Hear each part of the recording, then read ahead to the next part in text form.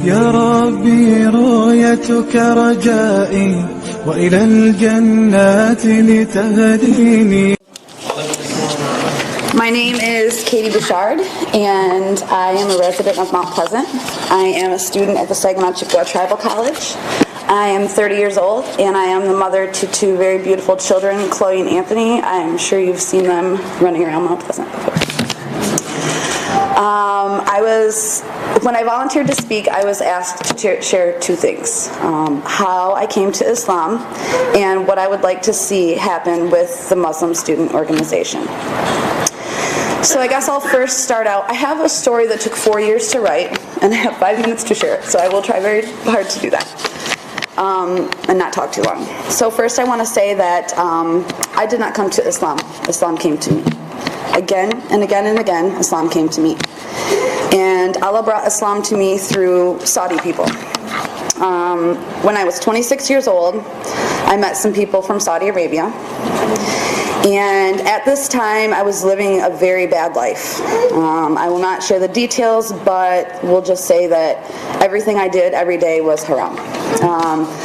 I was not going to school, I was not working, I was not doing anything. And after some time hanging out with my new Muslim friends, they started to recognize this, and they asked me what I was doing. They said, Katie, is this the life you want? And I said, this is just my life. I used to complain and blame my parents and say, oh, poor me, poor me. And one night, we were sitting in an apartment, and they started to ask me, why do you not go to school? Why do you not work? Why do you not take care of your children? And this made me feel really bad. For the first time in my life, I started to feel bad. And they said, you should ask the God to help you. I said, what do you mean, ask the God? I said, you should ask the God to help you. I said, okay, explain. And they talked about this God that they said his name was Allah. And they said if I wanted Allah to change my life, he would. I just had to ask from here. So I started to think about this for a week. I was feeling really bad about my life, and one day I decided that I quit. I don't want to live anymore. I quit, I'm done.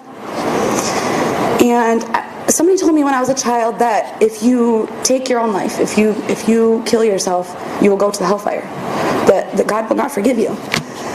And so I said, okay, I'm going to do that. I don't care, but I will talk to the God first. So I fell down on my knees and I started to talk to Allah. And when I was finished, I went to sleep, and I woke up 2 days later, and my heart was changed. My mind was changed, and I went to a hospital. Sorry, I tried really hard not to cry, but I always cry when I tell this story, because it's beautiful to me, it's real. So I went to the hospital, and there was a man and a woman taking my information. They asked me, what happened? Why are you here? Tell us what happened this week. And I told them the story, and they started to cry. They're crying, I'm crying, everybody's crying. It's a big cry fest. And they said, do you understand what happened? And I said, no. And they said, do you understand this is God giving you a second chance? Do you understand that you tried to kill yourself and God saved you and he's giving you another chance? And I knew that this was true. So after I got out of the hospital, I went back to these Saudi people and I said, okay, show me. Show me Allah. Show me Islam. And they did. This took 4 years to happen. I converted to Islam in May of 2011 after about 1.5 years of studying Islam. After I left the hospital, they said to me, you should, every morning when you wake up, you should thank God for saving your life. And every night when you go to sleep, you should thank him for keeping you alive. And I did this, and I didn't tell anybody, but when I woke up every morning, when I prayed, I fell to the floor like this. And I didn't know this is how Muslim people prayed, and this is how I knew it was right. And so I see my friend one day, he's in the bathroom, and he's washing his ears like this. And I said, what are you doing? He said, I'm making wudu. I said, what's that? He said, this is what we do before we pray. I said, come here, I will show you. After that, one of my Saudi friends says to me, Katie, please, can you help me with my homework? Please, read this book. Right. Read this book, and please do a summary for me. I have so much homework, I can't. I said, okay, no problem. He gives me the Quran in English. I read the Quran. I'm living back home with my grandmother and my children, and the day when I left the hospital, I never went back to that life. And so right in front of my face was all the problems that I made for myself. And I would cry, and I was very sad, and I was confused. But when I opened the Quran, I had peace in my heart. And I don't think that guy ever knows that that book made me fall in love with Islam. In this book I read, it said that Allah was forgiving and He was merciful. And I said, oh, I need that, because I did some bad things. And so I started to pray one night, and I said, okay, I think I'm Muslim. And so I started to pray to Allah and ask Him to show me a sign. And after I got up off my knees, I opened my computer, and there was a video that was sent to me by one of my Saudi friends, and it was a YouTube video of the Quran.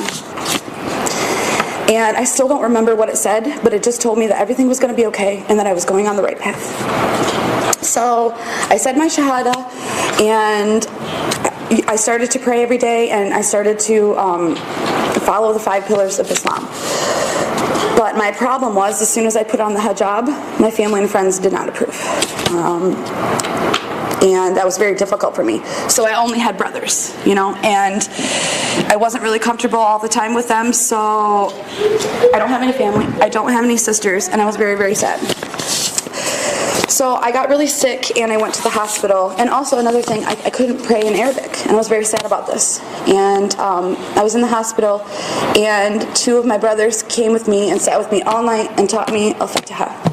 And they sat there with me until I memorized it, and that made me feel better. So, skip forward 4 years, because I'm sorry. But this year is very special to me, because at the beginning of the summer, I started to get sad because Ramadan was coming.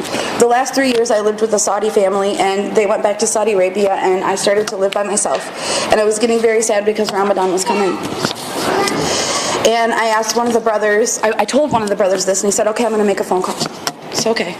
In 1 week I had 11 messages from people at the masjid here in Mount Pleasant, and sisters coming to my house and taking me to the masjid and taking me to events. And I'm really, really grateful for that, because now I have sisters. I have brothers, but I have sisters now, and that's so important to me. And I'm really, really grateful. And so when you ask me what I wanted to see with the Muslim Association, is stuff like this, because it's really difficult for an American citizen, a convert, to relate to other people. So right now, here in this room, I'm with people that understand me. I'm with my brothers, I'm with my sisters, I'm with my daughter. I feel safe with her around you, I don't always feel safe with my children around other people. So I'm really, really grateful. And so I really love to see more events and dinners. My children look forward to that every week. They get so excited to go to the masjid, and I'm really, really grateful. And so I guess that's my story, and thank you for letting me share.